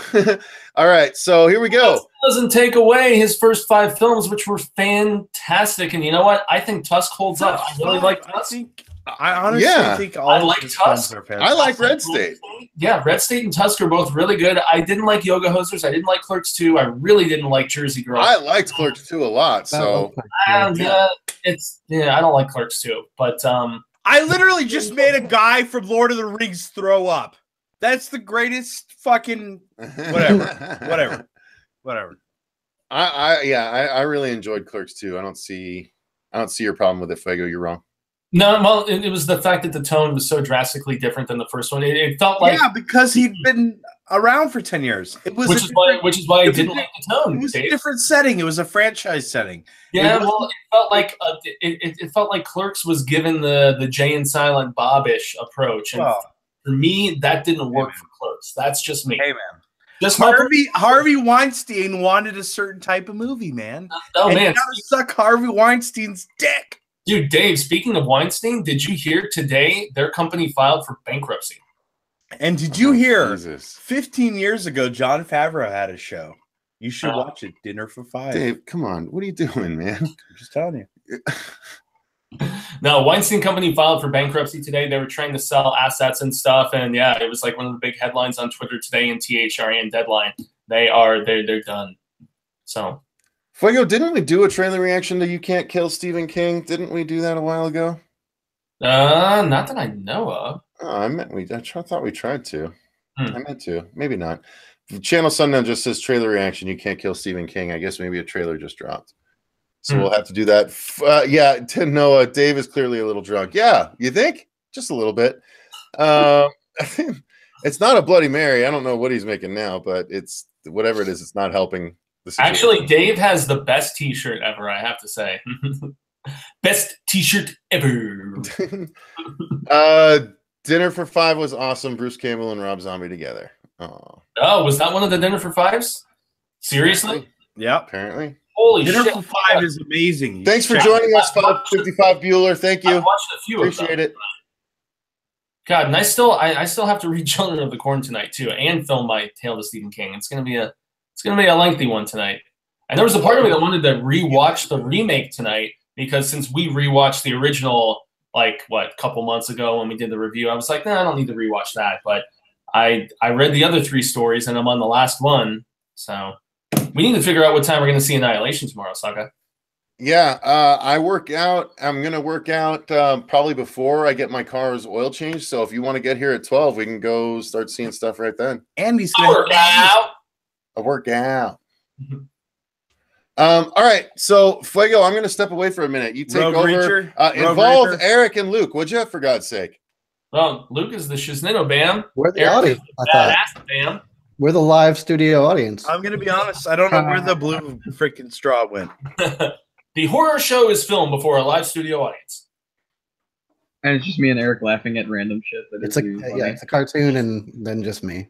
Yeah, basically. Me and Luke just wanting to make it, dong-centrically hilarious, and we can't do that. Not allowed. So let's stay on target. Hey, I've been Okay, as I look, Dave. Wow. Oh wait, so I need your guys' opinion on something. Okay, you know what? This is actually an interesting topic since I love this film. Adam Edwards is asking about thoughts on Drag Me to Hell. I'm going to kick it to Eric here. I know you enjoy I've never seen it. Of Sam Raimi, right? You've never seen it? No. I've never seen it. No, I'm going to get around to it. I will say, as I have seen Drag Me to Hell, it's a throwback to his 80s output, dude. You need to watch it. You really do. My favorite bits are the fly bits. I just love that shit. I've seen the throw up going into the mouth. It's fucked up. I honestly love how it's just gross to the degree that Evil Dead 2 and Army of Darkness was to a silly degree. You know, with bodily fluids and poking and barfing and weird shit like that. It's very much in the spirit of that type of stuff, man. I guess I shouldn't have underestimated Sam Raimi. I'm gonna check it out. Yeah, you need to, dude. I highly recommend it. It's not as good as those 2 movies, but again, it's within the same spirit of those films, and so I totally recommend it. Especially the ending. The ending is fulfilling, so to speak. But Yeah, I actually really did Drag Me to Hell. That's dirty, Jaime. For PG-13 horror, I love that. It does hold up. So yeah. Luke, what do you think, man? Have you seen Drag Me to Hell? No, I'm a disgrace. Oh, you are a disgrace. There's just a lot of shit. You should just get off of your stream right now. I know. No, Luke, stay. Luke, stay. He goes involved. I'll go sit in the corner, and then we don't know the first question. See, it was just cool for me because of the fact that Sam Raimi took a little hiatus from doing that sort of genre filmmaking, made the Spider-Man movies. He also made The Gift. He did one of my all-time favorite movies ever, which is not horror, but it's based on a Scott Smith novel. It's called The Simple Plan. I fucking love that movie. It's amazing. The performances are incredible. Bill Paxton, Billy Bob Thornton. It's a tremendous film. So I like the fact that he can do those more personal, dramatic stuff and then shift back to genre work. You know, he's a very versatile director, which is why Brandon, shout out. He is one of my favorite directors ever as well, just for that sheer fact. The person I want to return to horror more than anybody is Peter Jackson. Damn right, dude. Dead Alive. The Frighteners. Meet the fucking Feebles. Holy crap. I love Meet the Feebles. That is one of the grossest, weirdest. I mean, the Muppets on Acid. And I'm never going to watch it again. The Muppets on Acid, like I said. I think that lawnmowers killing people is very underrepresented in horror movies, and that needs to get back into style. Absolutely. And honestly, we need more priests that kick ass for the Lord. We need more guys running after zombie babies in playgrounds. I think we need much more of that. Stop yelling. Yes, most definitely. Peter Jackson was a blast back in his horror days. Yeah, the Frighteners. Maybe we'll remake Meet the Feebles or part 2. That would be crazy. Meet the Fuckers and Meet the Feebles crossover movie. Yes, get Ben Stiller in there and have him get killed by the little Muppet, whatever that guy was. It should just be Muppet like the original. There was the drug who was giving the drugs out to the guys, and yeah, that movie is something else, man. I tell you. Yes, it is. It really is. It's amazing that he got to do Lord of the Rings after he did those movies. I watched that movie on psychedelics in my 20s, and I felt so dirty afterwards. Yeah, I think I did too, and that's why, like, I have a little bit of like, I don't want to see it again because I saw it. I think when I was tripping or something. Yeah, I watched it years later in better frames of mind. But oh Lord, Bad Taste. He shot with his friends for like 4 straight years on free weekends. Yeah. Yeah, that's inspiring. He is a dedicated filmmaker, man. That guy is seriously like, he puts in more time on film than I've ever seen anybody do. So he's fucking crazy. New Zealand guys, man. You know, whether it's Taika Waititi, Peter Jackson, they take their craft pretty seriously when they're passionate about some shit. You know. When he was doing The Hobbit, they said that he was doing 21 to 22 hour days. I've heard of 16 to 18, but that's extensive. Holy shit. Yeah. It's crazy how much time he puts into it. Yeah, you're like, go take a nap for 3 hours, and like, it's probably not even a trailer, you know? It's just like your truck or something, and then just get right back to it. Probably sleeping on set. Yeah. And yet Jackson, you know, he's also very similar for me to the Sam Raimi approach, where he can do dramatic stuff. Like, what was the one with Kate Winslet? Was it Beautiful Creatures or Heavenly Creatures or something like that?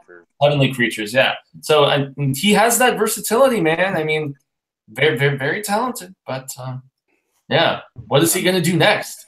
What is he going to do next? He's doing, well, forever it's been fucking, he's supposed to do the new Tintin movie, but I don't know if that's ever going to actually happen or not. Yeah, because Spielberg was supposed to do. Well, right now, actually, no. What he's doing right now is Mortal Engines, which looks fucking awesome.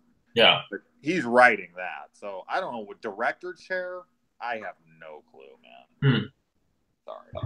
Spielberg's focused now on making the 5th Indiana Jones movie with Harrison Ford, who hasn't given a shit about anything for 30 years. Yeah, I don't. Well, he you know what? I would contend that he kind of gave a shit in Force Awakens. He kind of. I was going to say that, but it didn't sound. No, he didn't. Nice. Yeah, well, did.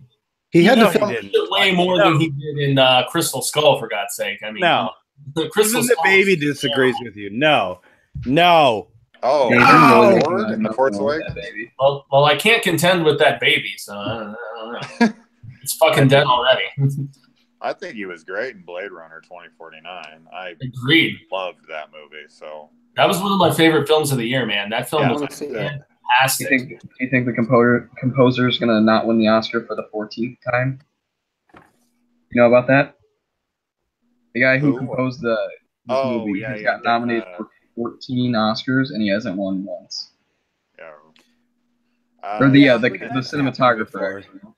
There's a guy who's been nominated for 26 awards and never won, or he finally won. That sucks. Who was that, Dave? It was a music guy. Yeah, it was a music guy. Huh. Yeah, Deakins. Yeah, he's like fucking insane amount of nominations and no biggest loser in history for that. Yeah. Yeah, I'm surprised. I mean, I can't believe that fucking Blade Runner was not up in like something like Get Out was. That just blows my mind.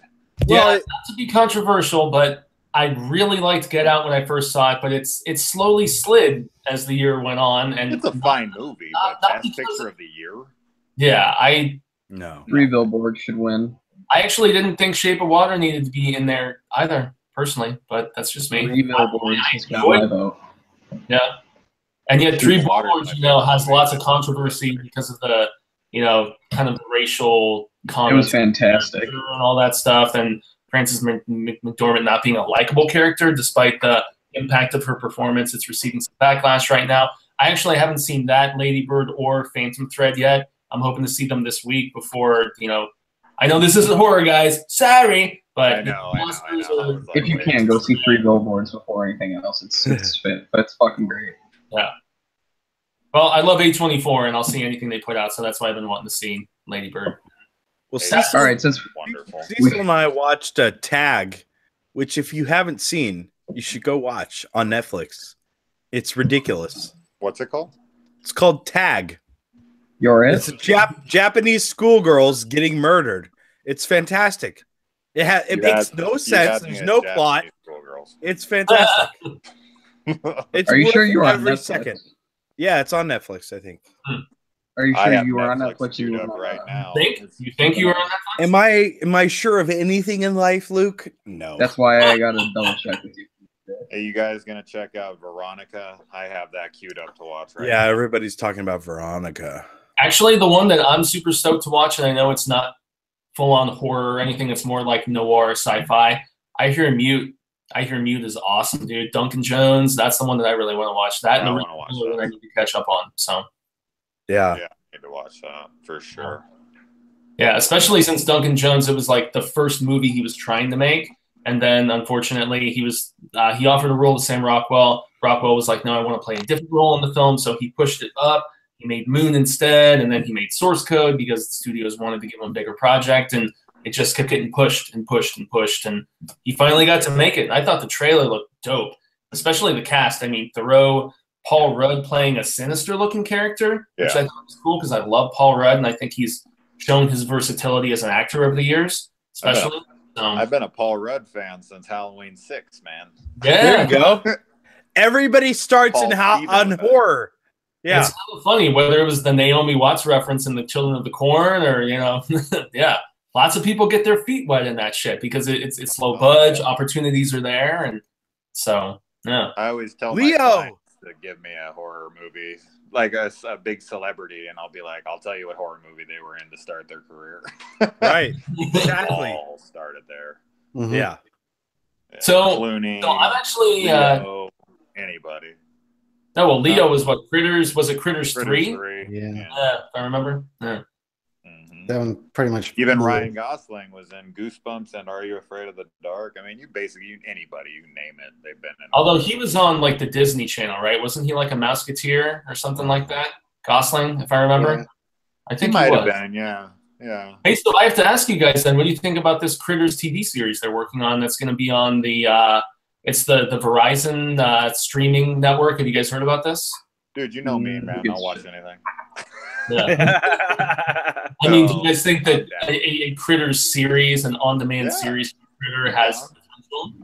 You like the property enough to I'm totally excited. We got the Tremors series coming with Kevin Bacon. They just finished shooting the pilot thing, and then Critters. Yeah, I'm down, of course. I mean, as I said, like I'm not the person that's like whatever. I'll watch it. Sure. I haven't looked into it enough to find out like who's involved. Yeah. Like, but I mean. I was going to say, man, with the prolific aspect of your rewatches, because I've been watching your exploring series stuff, and you'll drop like multiple videos, like hour by hour by hour, which is. I mean, I've actually been really impressed with a lot of horror TV lately. I mean, I think Channel Zero is the greatest horror show on television at the moment. Butcher's Block or whatever it's called. Butcher's Block is really good right now. And I watched some of Candle Cove, man, but I didn't watch anything on that. So. Excellent.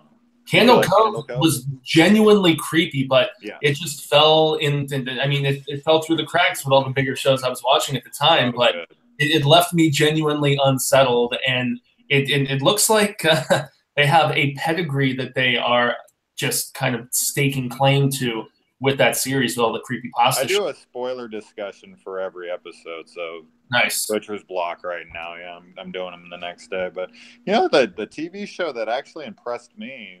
I haven't seen the second season yet, but I was shocked because I was expecting it to be dog shit. Was The Exorcist? I was actually like really surprised. Cecil enjoyed that.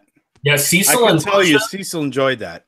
Cecil and Marsha both The Exorcist TV show. They were all about that shit. Eric, Luke, did either of you guys get to check that show out? No. Yeah, I went in and like I just kind of was like, I'll check out an episode. And it was like, you know, Fox is hit or miss, and I was kind of like, easily. I mean, when their own properties like Married with Children and The Simpsons make fun of them, like they did back like a decade or so ago, 20 years ago. You know, Fox is hit and miss with their properties, but they are. Although I do love Gotham, so they have their show. Really? Yeah, I'm a big Gotham fan. Everyone says it's improved over like the course of the show. Yeah. Oh yeah, big time. First season was okay. And first season was garbage. Yeah, I'm a little less of a critic than you.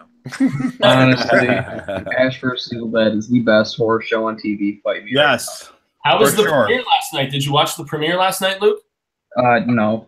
And it's the best after not watching last night's premiere. I think I like to binge watch it. Okay. Yeah, more were probably watching The Walking Dead and seeing Carl die last night than they were Ash vs. Evil Dead. But you know, I'm waiting to binge watch the whole season. Somebody asked producer Dave, "What's your favorite horror movie?" And I thought this would be a good segue into the next maybe discussion. Is my favorite horror movie is Event Horizon, which if you haven't seen is like a sci-fi horror movie. Well, what's your favorite sci-fi horror movie? It's the best film that director ever made, obviously. Well, Mortal Kombat is amazing. Resident Evil 2 was really good. Take it back. I actually really like the first Resident Evil, but yeah, the rest are garbage. Anybody else love Event Horizon? I love Event Horizon. I love Event Horizon. I think it's my favorite. And I honestly want to see that director's cut that they've teased for years. Yeah. Which sucks, you know. So. Yeah, I watched the Good Bad Flicks episode on that and was just bummed out of my mind when he was talking about all those hell scenes being cut out. Right, 25 minutes of footage cut. What? Yeah, it's crazy. It sucks, man. No, well, he's like, well, I'm married to Mila Jovovich. I'm just hanging and I'm happy, and I'll just make another Resident Evil, whatever, and I'll just hang out. But wouldn't you, Jaime? Wouldn't you? Sure, it's the girl from the Fifth Element. Come on, Bruce Willis knew what he was doing. Like, all right, so we got a question from Jeff Floyd for Death Twitch. Have you seen Matango?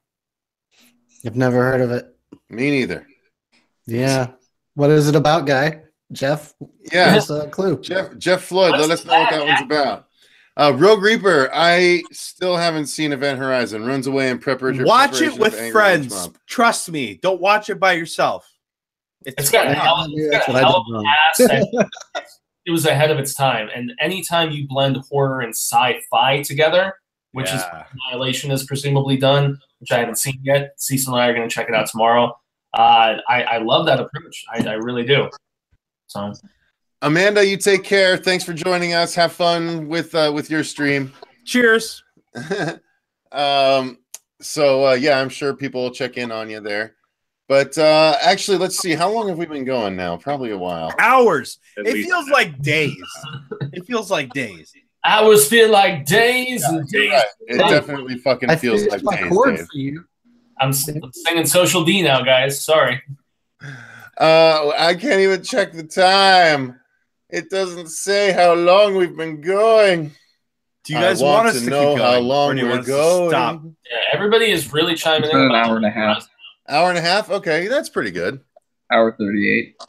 So we're just getting warmed up, right? So if you haven't done it yet, go to all the people who are in our fucking amazing chat, and also the amazing guests we have, and subscribe to them. Death exactly. Witch, Cody, subscribe. High Main Fuego, That's not Confused Reviews. Cody was on earlier, but yes, subscribe to Cody. Subscribe to Eric from the Death Twitch. Yeah, definitely subscribe to Sinister Cinemas, Death Twitch. Awesome content from those guys, man. And then, of course, subscribe to Confused Reviews with Luke. He is got awesome He's 17 content. and sexy. Wow. That's not inappropriate at all. No, that literally, I think those are the exact words you can't put together in a sentence. The horror show. I'm waiting for the SWAT team. This is not good. Like you're, Dave. I'm a producer. We're not the Catholic Church. We're the horror show. Shit. We all have a crush. Luke is badass status and definitely needs some, some attention as well. Subscribe, we can say we have man crushes. We can't say we have boy crushes. You fucking weirdo. All right, I'm sorry. Sorry for my boy crush. All right, guys. Yeah, I'm gonna go ahead and take that as the place to end this. So. Oh boy, what a note to end it on, sir. Yeah, well, okay, let's talk one more thing of horror then. You're right. That's a good point. That's not that is good horror though. How about we do just a quick little circle and say... Oh, no. Why are we going to a circle of guys now? What's going on? Because Kaw's a wheel and all my Dark Tower references. And he's a jerk, exactly. So there's going to be a circle of jerks. In other words, Fuego, is that what we're getting at? No implication of that. I was talking Dark Tower Stephen King shit, yo. I'm actually very happy because Amazon Prime, like we talked about on the news yesterday, has apparently picked up the property for a TV series. The thing that I worry about is that, you know how Amazon does those little like pilot things and people vote on that crap. But I want to ask Luke and Eric and, I always forget it's Jason, right? Jason Sinister? Yes, right on, dude. So what is your most anticipated horror film of the year looking forward for all three of you guys? I guess we'll hit it to Jason first. Well, this is the first I'm hearing about this Dark Tower TV show on Amazon, so I'm kind of like excited about that in my head right now, just because I wasn't a big fan of the movie. The movie was shit. And well, yeah, I was trying to be nice. I try not to be too mean about movies. I'm really looking forward to their Lord of the Rings show as well, so I'm looking forward to some Amazon stuff. Movies? Oh shit. I mean, I think the obvious one that we're all just excited and hesitant and everything is Halloween. I mean, how can you not be like just excited about this idea that, you know, Carpenter's coming? I have to say though, do you like the talent involved? Do you like McBride and, you know, the guys who are writing it and the retconning aspect? Are you I was over the moon excited, and this is gonna sound weird, but I was over the moon excited until Jamie Lee Curtis joined. And then I don't know what happened. That was where I was kind of like, oh, really? Like, didn't we already do this? Like, we did. Yeah. And then what did you think about them? H2O, then we're going to have H4O, or we're going to have H6O. I mean, I just don't know. What did you think about them pushing Danielle Harris out when she wanted to be a part of it? And they were just like, no, that's too confusing. That's too confusing. Yeah, I think so.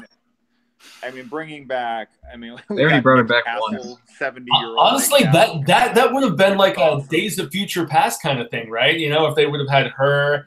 The Halloween cinematic universe. Right. Halloween of Future Past. Let's bring them all together. Shit, you know, let's do the super movie. The one thing. Fucking Dick Warlock. I don't know if he's still alive. I'm not huge. Yeah, he was at the Mad Monster last year. I got him to sign our horror icon shirt. Actually, that's a happy guy. He's always smiling. Yep.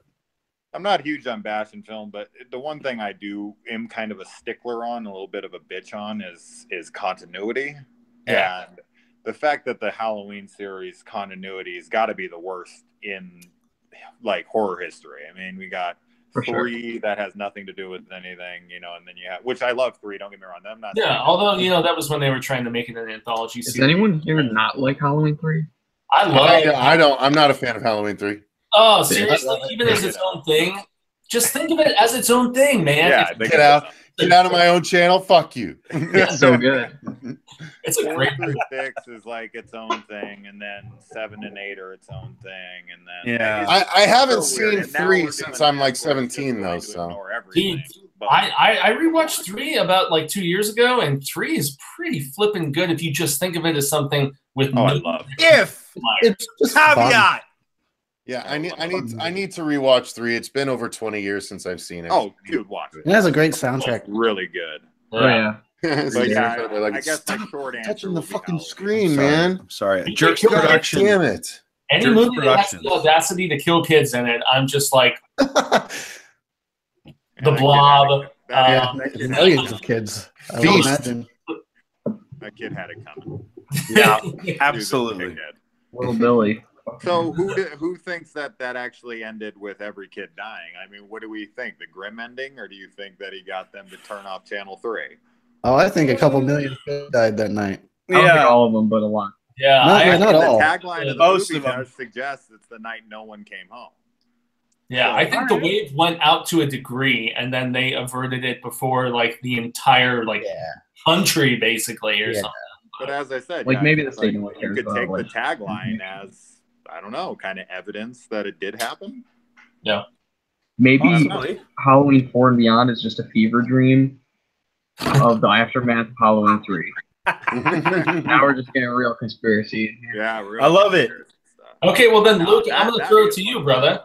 All right. That would be a fun show right there. Conspiracy theories and horror. I got tons of them. Oh, yeah. What's the question? So same question, Luke. What is the most anticipated film? Oh, the one that no one has mentioned. No one's mentioned its existence, to my knowledge, is The Predator.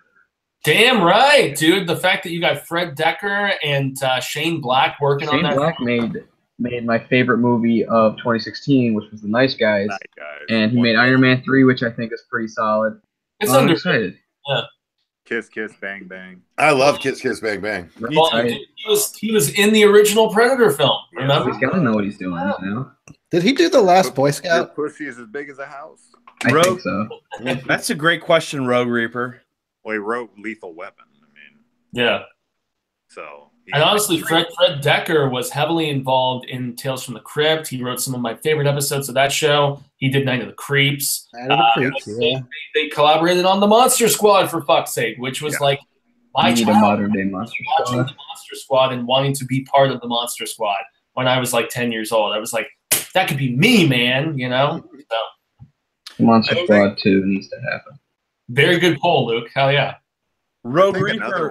I think another one no one's talking about that's like very exciting, but at the same time very scary, that we should be getting this year is the Suspiria remake. I mean, that's supposed to be like 3 hours long, I've heard. So dude, have you seen the cast for that? You've got Tilda Swinton. You've got just an amazing. I think it looks like it could be amazing, but it's a scary property. I feel bad for the director if it doesn't pan out, because he's going to be being a remake of such a prolific Italian property and stuff. Yeah, that could go one of two ways. It's not going to be a middle of the road type thing for sure. My movie I'm most looking forward to dealing with death in 2013 is Bill and Ted Face the Music. In 2013 or 18? That's what I meant. No, I don't think we're even getting. We're not even getting that in 18, but I'm still excited about it. I like Jeff Floyd's comment. I'm going to copy Ted Holiday, and seeing all you people together is he's being triggered. Yeah, Teddy is the funniest lately, man. He's like the most so funny commenter that we've had like frequently lately. It's pretty good. Yeah.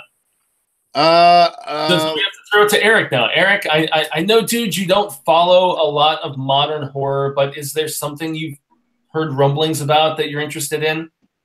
Oh yeah, I'm just gonna enjoy Ash vs. Evil Dead season 3. Hell yeah. You're right. Hell yeah. Yeah. They have Ash's daughter coming into play, and they're saying it's supposed to be the most graphic, batshit crazy of all 3 seasons. Season 1 was pretty good. 2, who cares? They can do 20 seasons. 2 lost me a little bit, but hopefully 3 is awesome. So, yeah. Well, here's what I'm hoping for, and based on the newest artwork that I've seen, where it's Ash standing on the upper and lower jaw of a giant demon of some kind. Yeah. I think that's badass artwork, and that makes me remember the end of Evil Dead 2. Before he gets taken to Army of Darkness, there's that giant fucking demon face in the doorway. In the hand. Yeah, that he fucking has to stab. Like, let's have a Ash versus another huge fucking thing again. Like, hell yeah. We got that at the end of Evil Dead 2, and we haven't had anything like it, but the artwork is alluding to the fact that we might get something like that. That's what I want. Give us Ash versus a really big bad. Hell yeah. Ash versus the Meg, bro. I would watch that. Well, dudes, the thing is, from what I've been reading, is that they're thinking the show's going to get canceled, and so they're going for broke with this season. They're going better out, and there's no guarantees of any more after this, and so every season should be like that. Mm-hmm. I think it's really amazing that we even got 3 seasons of this show at all. I didn't think we were absolutely one, so yeah. Well, again, think about it. The Evil Dead movies. How many episodes are the Ash versus Evil Dead, Luke? 10. You just watched them. 10? 10. Yeah. 10 episodes, 20 episodes right now. So the Evil Dead movies tend to be an hour and a half. So we essentially got 3 new Evil Dead movies every season. So yeah, after 3 seasons, and when you include the 10th episode of each season over 3 seasons, that is an additional 10th Evil Dead movie. So we've gotten 10 Evil Dead movies in the last 3 years when you include the finality of season 3. Can't ask for much more than fucking that. awesome for us. Yeah, it's amazing. It really is. And like just a few years ago, I was doing a video on when there was rumors about Evil Dead 4. Yeah, they're gonna do another one, and I was doing a video like, that'd be really cool. And then a few years later, they got a TV show. Well, they actually said that they incorporated some of those Evil Dead 4 ideas into the TV show, and that there's still a possibility of crossing over the universes with the remake. And because, in the post-credits, they show him at the end in the post-credits, and they've teased it. You don't know if it's ever going to happen, the girl from Don't Breathe, but I think that would be badass if after the show is done, they do a crossover film. That shit would be rad. No, but the other thing they teased, Fuego, the other thing they teased, now that they've cleared both Army of Darkness and Evil Dead, they can actually have the Ash from Army of Darkness's director's cut come back and confront the Ash from this universe. Yeah, so we're talking Stephen King alternate timeline shit right there. Yeah, Sam Raimi even talked about wanting to do that. That was part of the plan for Evil Dead 4. So like that would be really cool to see the Ash that slept too long somehow finally make his way back and confront the Ash that didn't. I think agree. That's great. Yeah, I'm excited. No, but you know what I think could happen is a lot of my friends who are not anywhere near fans of horror movies, I keep telling them to watch Ash vs. Evil Dead because it's on Netflix now. And like 10 people I know have watched the entire show because it's on Netflix. So who knows? It might hop over to Netflix because Stars is being a bitch. That would be amazing. Yeah, I'll bet the numbers are there on Netflix because it is probably the goriest show on Netflix. Like it definitely belonged on Stars along with like your Spartacuses and all those uber gory shows. So wouldn't that be amazing if Netflix stepped in to save the series and they're like season 4? That's what they did to exclusively to Netflix, and I think that's what Luke was saying. Yeah, that'd be amazing. Well, the amazing thing about Netflix is if you talk to anyone who works with them, they give total carte blanche to whoever is working with them. Like everyone says that Netflix is like, do whatever the fuck you want. So they would go nuts with season 4 if Netflix picked it up. Yeah. I don't see why they wouldn't now too, especially again, Netflix doesn't reveal their numbers, but the buzz around, I'm genuinely curious. Here's the thing. I'm willing to bet the premiere didn't do that well because it was up against the premiere of The Walking Dead. Well, they shifted it from October to February in the first place, and then they still ended up going head-to-head against The Walking Dead. It was like such a dumb decision. What were you thinking, guys? I mean, yeah, they should have used it to fill the gap between the Walking Dead off season. You know, Starz is already struggling, which is why Bruce is on social media imploring people, genuinely imploring people, please subscribe to the app. You know, add Starz on your cable and satellite. He's out there like in the trenches, man, because the show is on the bubble, which sucks. Yeah, that's why I didn't get to do the reality show in August. God damn it. Yeah. I was going to be on the Bruce Campbell reality show, but they fucking canceled the shit because there wasn't enough like buzz for it, I guess. And the show never brought in big ratings, to be honest. Just like Preacher hasn't brought in big ratings, even though all of us like Preacher, and yet it's like some of these genre shows, they just keep around because they want filler content and they're looking for something else to fill the gap. In the meantime, just keep something around, you know? Yeah. Which is kind of shitty, but it's the nature of the game, I guess. So Netflix does some fantastic shows, so I look forward to that. Altered They're Carbon trying. recently was freaking amazing. So. I haven't seen Altered Carbon yet. What's the premise of that show? Future. Sci-fi noir, kind of. Future's a little bit Black Mirror. Did you watch it? No, I haven't. All right. Why don't the guy that actually watched it tell me what it's about? It's just it's a long explanation, but real quick gist. It's a future, you know, hundreds of years from now, where they found some alien technology that they're able to transfer their consciousness onto what they call stacks that they keep in the back of people's necks, and you're able to take the stacks out and put them into other bodies, and if you're rich enough you can make clones of yourself. And so essentially you can live forever. And they bring one of these guys out of sleep that's been, you know, he's like this terrorist that was trying to take down the system once upon a time, and they bring him back to try to solve this murder. So it's like a noir detectives. It looks like Blade Runner 2049. Like the production value is that high. Oh wow!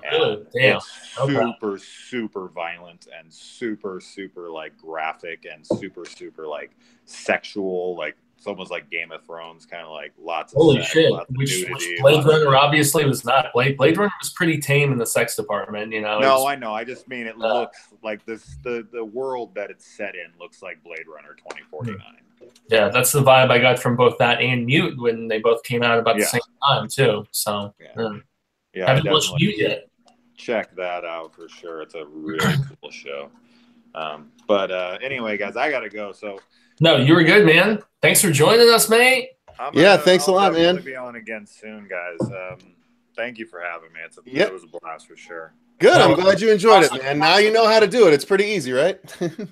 I actually came on just to say bye for like 2 seconds. That's why I look like I'm in like some pervert dungeon or something. But I was sitting down to watch a movie, but now I'm not going to get to do that. But that's all right. Sorry, brother. No. I need to expand myself a little more and talk to people. Yeah, exactly. And why don't you slow down on the output there? Let us corner the market on the prolificness, okay? Never.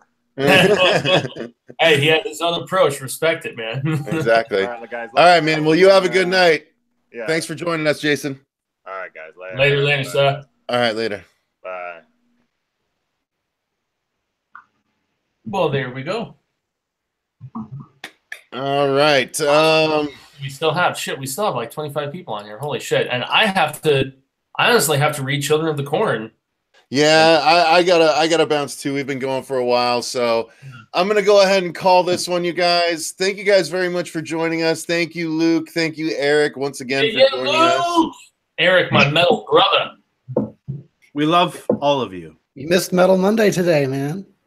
Metal Monday is next Monday, actually. First Monday of every month. I do it every Monday. I get a chance.